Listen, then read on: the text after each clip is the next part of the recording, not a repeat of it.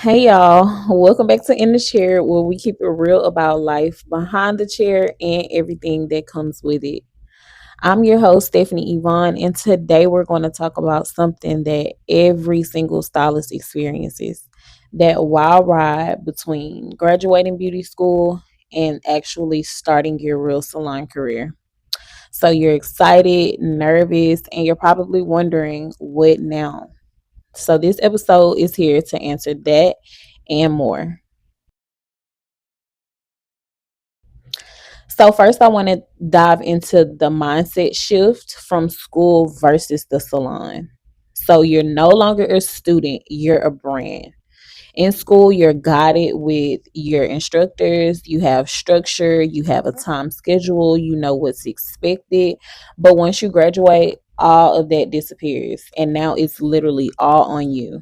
So you have to self motivate. You have to find a way to keep yourself motivated. There's no one taking your attendance or giving you grades anymore. You have to be your own instructor. You have to check your own work. You have to make sure that you're conducting your consultations correctly by yourself. You have to make sure that you're understanding color theory on your own before you leave school, because once you get in the salon, you're definitely on your own. The only time that you might hear about a complaint with color is if the client complains to the owner and then the owner comes to you to see what's going on. So you want to make sure that you have that knowledge down. You want to make sure that you're following the right procedures as far as consultation, or what's the first step after the consultation. You want to make sure that you're remembering to drape for a single process. You're remembering to drape for a chemical process. You're remembering to drape for just a simple haircut. How many towels you need, the steps to a perm, the relaxer steps. You have to make sure that you know all of those things before you leave school, because when you get into a salon, that's literally all on you. Nobody's coming behind you to check what you've done. So you have to self motivate yourself. You have to find your creativity.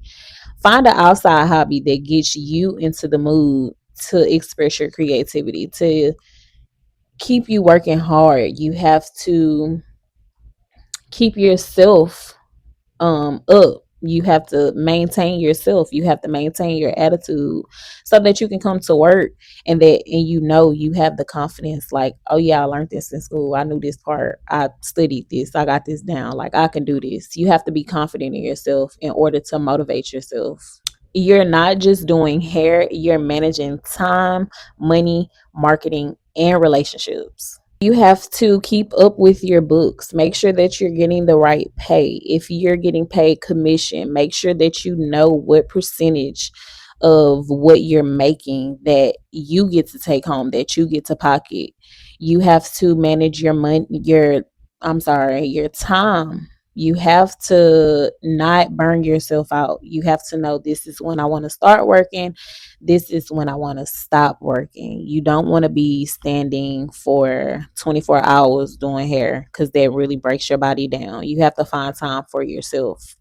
You have to manage your marketing, because who's going to get you those clients? Yeah, you do work in a salon, but how are those clients knowing that you're there? How do your clients know where you're at? So you have to market yourself. Social media is a huge platform for entrepreneurs these days. So we have to know where you're at. We have to know what you do. If you don't specialize in one thing, what all do you do? Do you have a website that I need to go book on? Do I just call the salon? Make cars, get cars made on Canva, get them shipped to you. The less the better. You can put a picture or two on your cards just to show people your work.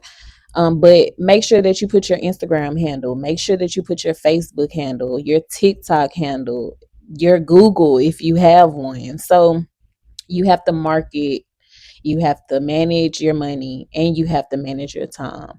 Marketing plays a huge, huge, huge part in your clientele, in building your clientele. So make sure you put your face out there. Be in videos. If you're going to do Instagram videos, if you're going to do TikTok videos, make sure that you're in that video. You're introducing yourself to your future clientele. I always try to make sure that I'm in the video, actually showing what I'm doing, actually showing that, yes, this is me. Because sometimes people can steal pictures from other people and pretend that that's their work. Make sure you have a watermark. Uh, get all There's a lot of marketing apps online that will get you where you need to be. So there's really no excuse. And if you're not into marketing or if you're not into tech, pay somebody. Just pay somebody to market for you. Pay somebody to build a website. Spend your money wisely. Sometimes there are slow seasons, but if you're consistent and you're persistent in building your clientele, you won't even notice the slow season. If you're independent contractor. I'm not even going to say independent contractor. You're self-employed. I'm trying to find the legal name for it, because a self-contractor is someone that, so for me, I'm not a self-contractor because I don't go to salons and sign contracts for a certain amount of time to work there and then I move on. I'm a mini establishment owner. So I own my own salon suite. I lease this space out and I take my clients here. So, you want to spend your money wisely. You want to make sure that your foundation is built strong, so people won't second guess you. Because if you second guess yourself, then people are going to second guess you as well. And then, last but not least, you have to manage your relationships. Know the difference between friends and family and clients. If I'm, if you're my client, but you're also my sister, I don't mix business with personal because it never works out. Anybody that I have ever dealt with as far as family, they will definitely tell you when it comes to my business, I speak to them as a business owner. I don't speak to them as a cousin. I don't speak to them as a sister. I don't speak to them as a daughter, a granddaughter, nothing. And I know some of y'all might be like, damn, you cold, you know. I don't give out discounts. I don't give family discounts. And not to sound harsh, but this is my business. I cannot run my business on discounts. I can't run my business off of love. So you have to learn to separate those relationships and differentiate one thing from another. I can separate my business feelings and I can separate my personal feelings as far as family. I'm not going to mix the two because I never want to get into it with my family about my business, because when I'm in my business, I'm a business owner. When I talk about my business, I'm a business owner. I'm Steph for the stylist. I'm in the cut. I'm not Steph. I'm not big Stepher. I'm not big sister. I'm not big cousin. I'm not none of that. When it comes to my business, I definitely know how to separate the two. The pressure hits different when a client is paying and trusting you as a professional. In school, of course, they trust you, but they trust the instructor more than they trust you. They know you're a student, and that doesn't stop them from complaining about the price, complaining about the service, even though they're in the environment that they're in, school. They trust your instructor because they know your instructor is licensed. They know your instructor has to come and help you step by step by step. When you get in the salon world, you don't have that extra person, that extra angel on your shoulder saying, okay, you're doing a good job. You can move on to the next step. You just have to know. You have to have that confidence. And that's why I really don't understand why people go to school and they be like, oh, I don't want to do nothing. Why are you here? And then when you get in the salon world, they got 1,000 questions. And of course, you're going to ask questions, but you don't want for the owner or the manager or for another colleague to have to come get your hand, hold it through that whole service, because you're licensed. You're supposed to know what you're doing, or you're supposed to catch the drift of what you're doing. But that comes in play to what we are going to go through next. The pressure changes. The pressure hits different from school to the salon world. Here are some tips to help you shift that mindset. One, you want to create a schedule like you're in school. I would take discipline over motivation any day. Two, you want to set small goals like gaining 3 new clients a month or perfecting a specific skill. And three, you want to talk to mentors. People a few steps ahead of you can show you shortcuts and help you to avoid burnout.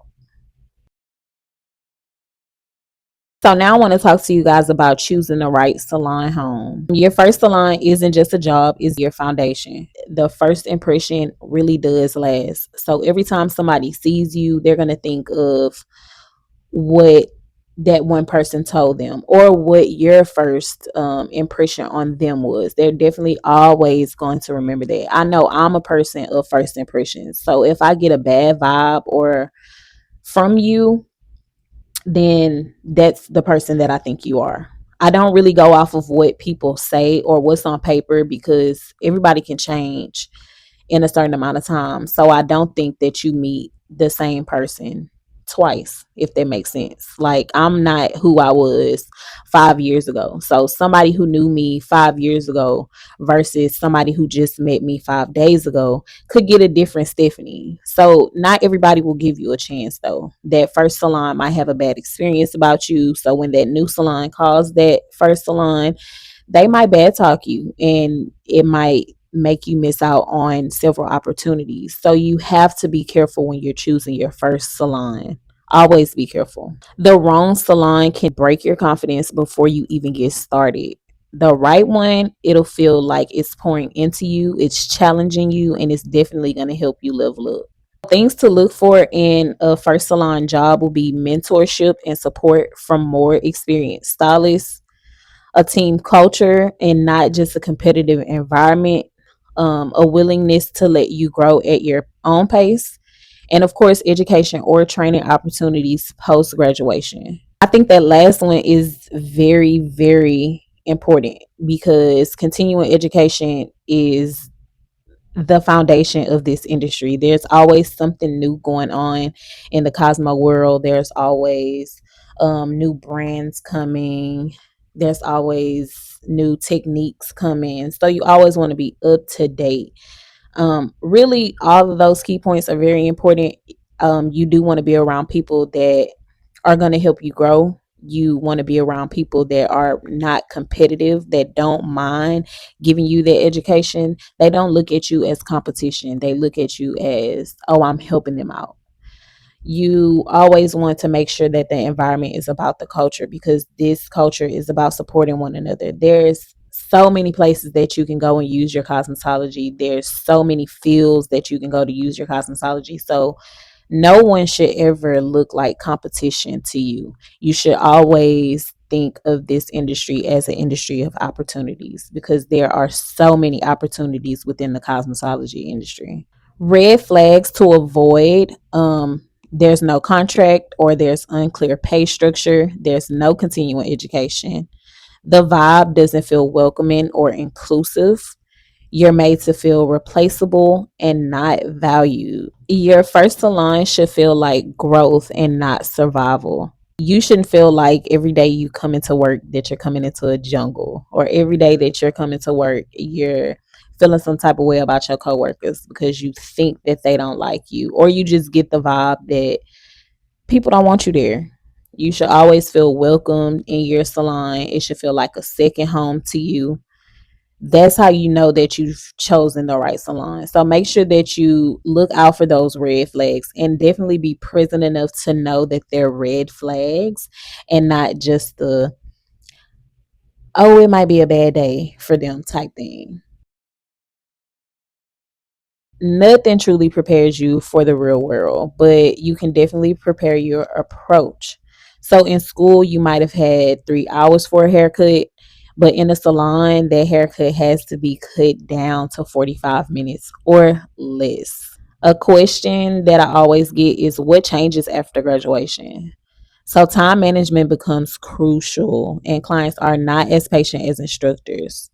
You're always going to get somebody that will book and want you to do a full head, full work, or a double process vivid color in 2 hours.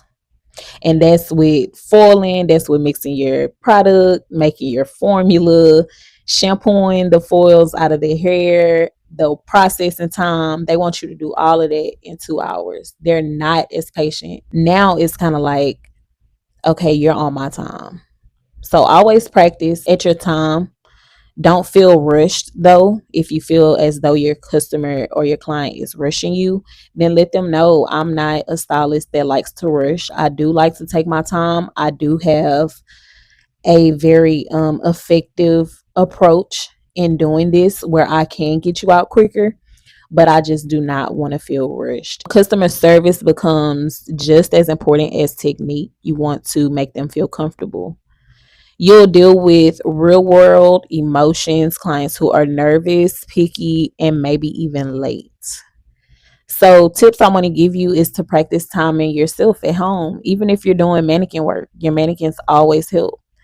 Write scripts on how to talk to clients professionally because the consultation matters. You have to listen. Learn to take feedback without crumbling because everybody makes mistakes, but the growth comes in how you recover and how you use that. So every expert stylist was definitely once a beginner like me with shaky hands and a dream. So don't compare your day one to someone's year 10. Do not compare yourself at all, or you'll get behind and unmotivated. You don't need to have all the answers right away. The salon will teach you lessons that school can't. So just stay hungry, stay humble, and definitely keep showing up. You have to show up for yourself and you have to show up for your clients. You definitely have to show up for your career. So if you're in that transition right now from school to salon, I definitely see you. I get it and I got you. Drop a comment and let me know what your biggest challenge has been. Or DM me if you need mentorship, advice, or a confidence check. We're all building together. Make sure you subscribe to In the Chair and follow me at In the Cut on IG for more tips, talks, and truths from the other side of the chair. This industry is big enough for all of us to win, so let's go get it.